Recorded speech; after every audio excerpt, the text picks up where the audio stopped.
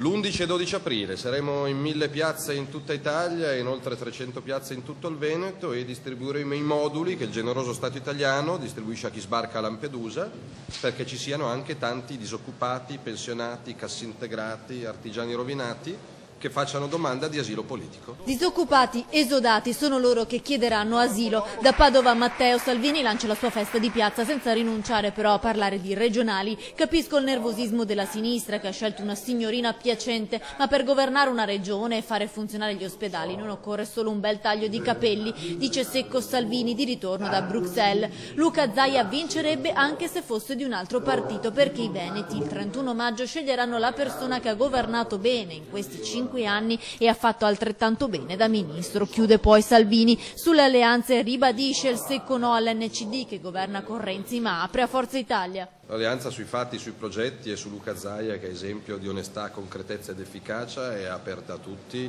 quelli che sono un'alternativa al governo delle tasse e degli immigrati, quindi coloro che non stanno governando con Renzi sono i benvenuti.